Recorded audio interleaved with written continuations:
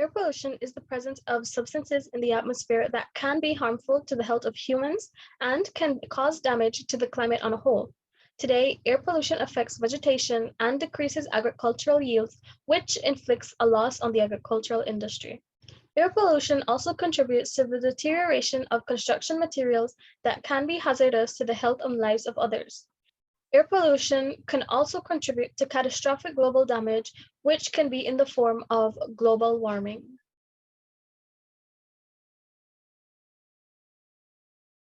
Global warming and greenhouse gases. Global warming is the increase in temperatures and the globe due to the rapidly increasing levels of greenhouse gases.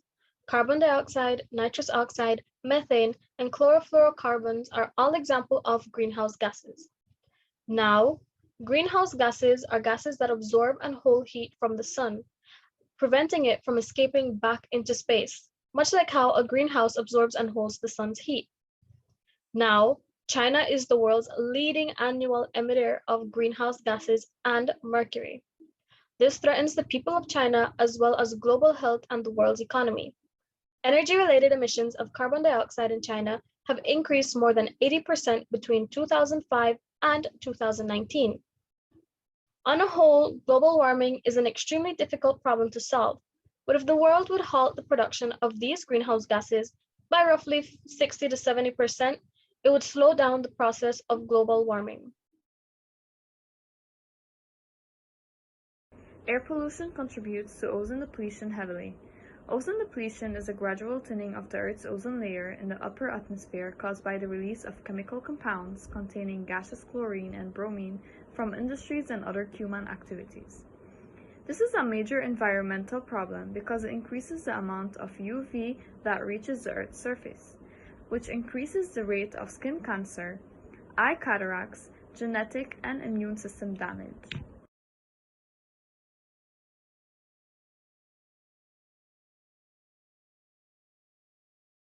Acid rain.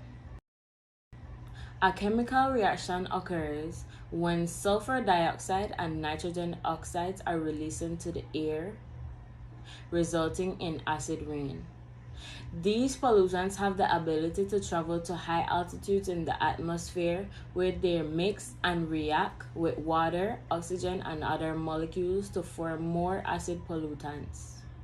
When power plants burn fossil fuels like coal to generate electricity, they release the bulk of sulfur dioxide and a significant amount of nitrogen oxide.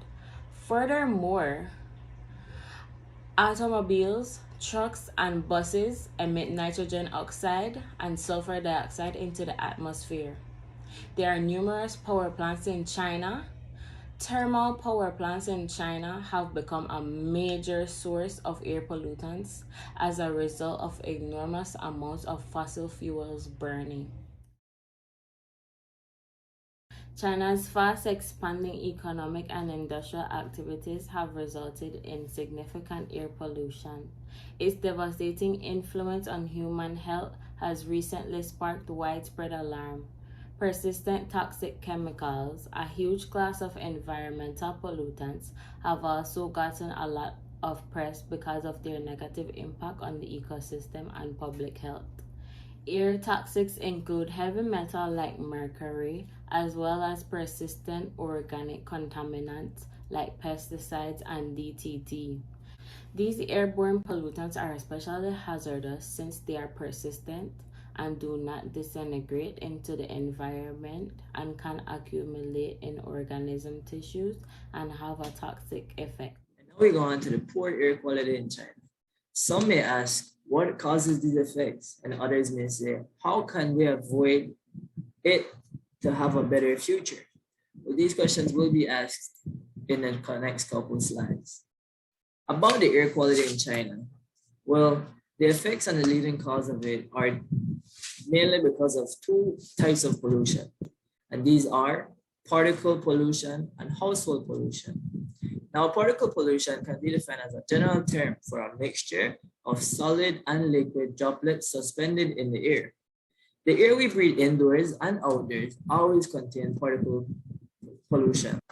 Now, these would then lead to different diseases such as lung cancer, stroke, or even pulmonary disease. We then have household air pollutions. Now, household air pollution is generated by household fuel combustion, leading to indoor air pollution and contributing to outdoor air pollution as well. Now, this type of pollution can also be called indoor air quality. And as we go forward, we see this type of pollution is caused by the way you cook. Now, in China, many people cook as a method of stir frying and deep frying, which causes plenty of smoke. Lastly, we have photochemical smog.